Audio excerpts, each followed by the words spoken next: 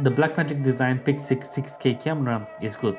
And today I'm going to tell you why I think it's good, and also I'm going to try to address some of the hate that this camera got. I'm going to try to wing it today, so excuse me for the many cuts I'm going to do. First I'm going to go through all of the specs of the camera, including the body design, the sensor, etc.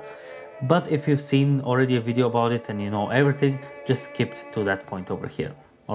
Starting with the body, we have a cubed shaped camera which seems to be approximately the size of FX6. Blackmagic Design describes this camera as the most riggable full-frame digital film camera, but it seems to be made out of some strong materials. It's very durable. It has multiple mounting elements on top or on the bottom, similar to the Ursa Mini. Also, the right side of the camera is empty, there is nothing, and they have these 4 screws which will allow for Blackmagic Design to make some custom plate, also other manufacturers to make some plates, and it's up to our mind what we can do with them. Blackmagic Design themselves sell this side plate which has a rosette mount and multiple mounting points, which seems to be more or less what you might need for most of our rigs. On the left side we have a large 4-inch LSD monitor which is up to 1500 nits of brightness, and this is used to have the Blackmagic OS so that you can operate the camera. However, the screen also allows you to view the image. On that same side where is the screen, you have multiple buttons. I see you have dedicated button for taking a photo, even scroll wheel, lock button to lock the screen so that you don't accidentally touch something, ISO, white balance, custom function buttons, as well as record, of course, dedicated record button. At the back we have the on and off switch. We also have 2 CF express cards. There's no door for these cards. It seems to be some rubber, which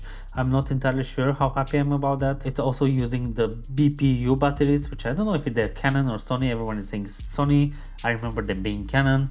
I don't know if that's some kind of a Mandela effect or not, but like I remember them being Canon. We also have 3.5 mic input and headphones out. We have USB-C for external recording for now and for mobile data. We have a 12G SDI output, timecode in, 1 gigabit internet cable, 12 volt DCI power input so that you can plug this camera straight to the wall if you want. At the front we have a simple USB-C port which is designed for their new viewfinder, which connects with a USB-C, which allows you to control the camera, I believe, through the viewfinder and to obviously view the image, which makes everything quite simple, and also powers the viewfinder. The mini XLR audio in at the very front, which is one of the main hate points which we're going to talk about later on. The camera comes with 3 mounts: L mount, locking EF mount, and locking PL mount. They are not interchangeable, and it seems to be not even that you can send the camera itself to Blackmagic so that they can change it. Whichever mount you buy, this is the mount you are stuck with. Here we have a full frame sensor. They call it large format, and it seems to be the same sensor as the Blackmagic Cinema Camera 6K. If I remember correctly, during the announcement, Grant said that this is the same sensor and the same processor as well. It has the same image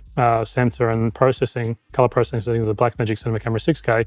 So both cameras can be used together on a shoot because they'll absolutely match perfectly. That means that you will get the exact same performance on this camera as the Blackmagic Cinema 6K. You do have crop-in when you lower your resolution, but you do have OpenGate 3:2, anamorphic 6:5, 6K DCI, which is using the full length of the sensor, but it's cropping the top and the bottom. 6K 2.41, which is again still full frame, just shorter top and bottom. We have a Super 35 4x3, 4K DCI, Super 16, which crops even further in the sensor, and we have 1080 HD, which is the biggest crop, but it doesn't specify what exactly, how much it crops. You have a 13 stop of dynamic range, maybe going to about 14 and a half when you use the highlight recovery mode in DaVinci Resolve. From my experience from editing footage from Blackmagic Design, it works pretty well. They claim to have dual ISO. The first base ISO is at 400 and the second base ISO is at 3200. 36 frames at the OpenGate mode at 6K, 60 frames at the 2.4:1 aspect ratio, and as well 60 frames to the 4K DCI. So that's with the crop. For the highest frame rates, you can window the sensor to shoot up to 100 frames at the Super 16, 120 and the 1080p. The camera also shoots in Blackmagic RAW, which is expected, of course. It's a Blackmagic camera. However, it doesn't shoot in any other format except H.264 proxy files. The camera can actually also connect to 5G or use the internet cable, and you can upload files directly to the Blackmagic cloud system. I've tested it. It works really great because you have the files there and they pop up in DaVinci and it works amazing if you work with DaVinci, of course. You can control the camera wirelessly with Bluetooth, with camera control app. You don't have image on this, and I hope with a future update, which I believe it will come, knowing Blackmagic, with a future update you will be able to also see the image of this. And pretty much I think that's most of it. Maybe I missed something. I'm actually quite happy with this camera as it is at the moment. Smaller productions or even big productions can use this camera and rig it up in a proper way and just to be more useful. Seems like the design team at the Blackmagic wanted to make a good looking camera, because I think this is the best looking camera so far. To me, their pocket cameras are some of the ugliest cameras I've ever seen. But of course, this shouldn't be the deciding factor if you should buy this camera or not. I saw many videos talking about this camera, and a lot of them, if not most, were hating on it. I just don't understand why we're such little. There's this YouTuber named Coffee, which you probably know, and he made this video saying that he's gonna sell his Komodo to buy this camera, and he received so much hate. But you cannot judge someone because they decided to sell a camera to buy another one because it fits better in their workflow. The Komodo is the better camera, but it's also way more expensive, and you still need to rig up that camera as well as the Pyxis. No HDMI. You're really complaining that they removed the worst connection and they put the better 12G, by the way, SDI instead of 3G. Even the Blackmagic Design's 5-inch monitor costs like 500 euros or 600 euros or something like this, and it has SDI. There's a lot of affordable monitors nowadays which have SDI, both 3G or 12G, and you get a better connection, more secure, less delay, etc, etc. No internal ND. This I kind of understand for a lot of people. I did work once with an internal camera with an internal ND. It was a Sony, I forgot what. It is very convenient, but the one thing that I always was against about internal ND is that you don't have control on what ND you're getting, which means that if you don't like that ND, if it has a certain color cast, I know that the camera manufacturer putting the ND can work their sensor to combat the certain color cast this might give. You also don't have, like, you may have only like 4 or 5 stops of ND with that internal, so then you have to anyway add more NDs on top if you need to. I personally prefer that I use external ND. If you want the internal ND feeling, you can use the adapter, or you can use like a screw-on filter, or of course a matte box. And also NDs are not as expensive nowadays, and you have good quality NDs. It's a weak point to complain about, choice of battery solution. That is also one of my personal things I don't like about the camera, because I wish that it was just V-mount, or even could have done something like the Infinity cameras where you can use actually 2 types of batteries depending on your situation. I don't like the idea to use an adapter, and it's one of the reasons I'm looking for this type of camera, because I just don't want to use an adapter. And I'm sure companies like Conderbull, Smallrig will come up with like a good solution for this, much like the Zcam, because Zcam was in a similar situation. Only shooting B-roll. This is also another point that also slightly bothers me. I don't mind the B-roll, however I would have liked, for what I want to do, to have the opportunity for ProRes. It might still worth an investment in this camera and just convert fast. Slow readout speed, I can see why this is bad for some people, people who are filming a lot of fast moving objects and stuff like this.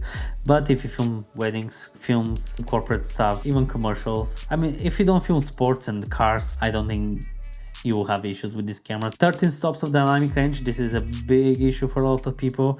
However, a lot of people don't realize that actually Blackmagic is one of the companies that is very honest when it comes to the dynamic range. But you always gain stops after you clean up some of the noise from these stops. Keep in mind, you're also shooting in RAW, and RAW will also always look like it has less dynamic range. Plus, if you use the highlight recovery, you gain another one. Mini XLR, there are plenty of cables which are straight up converted from mini XLR to full XLR, so I don't think it gives you any like lower quality or something. It's just a smaller connection. Maybe it's less, it's more flimsy. I don't know, I didn't work with it. I don't see a big deal about it. They did this to save space. I don't know from whom exactly it was, but the most ridiculous thing that I saw was that the camera is not portable enough because you need to rig it. This is not the camera for you, my friend. Listen, if you want a portable camera that you can just take out of the bag, slap a battery, put the SD card or whatever and film, just use the pocket.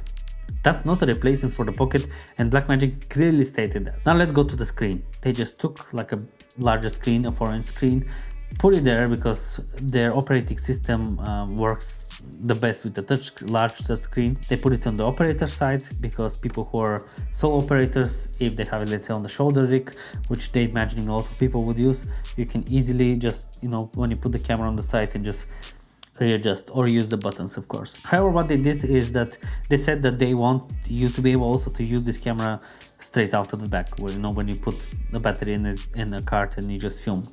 And that's why they're also allowing us to view the image on that screen. I think it's amazing. Like, if I have this camera and if I just do an interview, let's say during the weddings or just like I go to a corporate, I'm not gonna put a monitor on it. I'm just gonna put it on sticks and sit next to it, and I'm gonna view. It's gonna be so much simpler, you know. I'm not gonna rig this camera for this. The worst thing I can have is a top handle just to be easier to move it around, but that's all. And when it comes to controlling the camera, changing settings, some people complain that you have to flip the camera on the sides so that you can change settings. A lot of cameras have their controls on the side. If you're holding it on the shoulder, you can easily access it. If you're on a sticks or whatever, an assistant can work this. There was one guy who mentioned that you have to stop filming so that you can change settings if you want to change settings on the fly. I will have to argue that this might be easier to do if you're on sticks, for example. You know, you can get easier access to it. Yes, if you're having it like the gorilla style, I don't know how you call it, where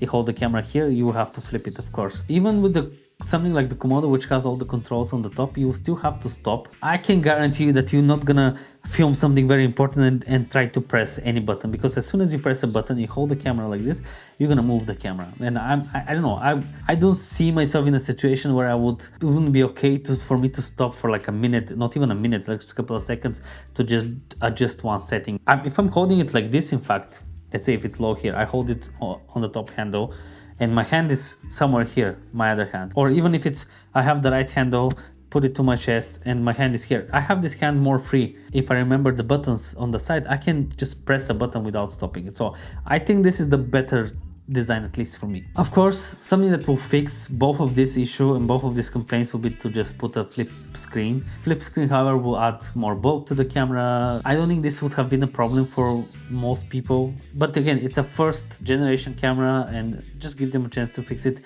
and the camera is very usable as it is. Now, some potential fixes for this would be to Blackmagic to release either third parties to be able to control, you know, third-party monitors to control the camera, or include a software update to the current lineup of their monitors, but also release a new monitor which has maybe this one USB-C cable which controls the monitor, gives it power. It's amazing price. The only other camera at this price is the Zcam F6. Is it for me is the question. If I'm looking to take this camera as a cinematographer and to, you know, develop myself as a DP, I'm not entirely sure if this is the best solution. Maybe it's the best option for me because it's a lower budget and might be a good entry to get a few jobs, to just develop a bit of a portfolio as a cinematographer. However, it might be good still for weddings because I am looking for a similar camera, like something like a cinema style, small, not too big. And hey, if you're still here, thank you for watching. Maybe consider subscribing because it is free and it will help me, so, you know, do that. And did you know that minus 40 degrees Celsius is the same as minus 40 degrees Fahrenheit? Thanks for watching.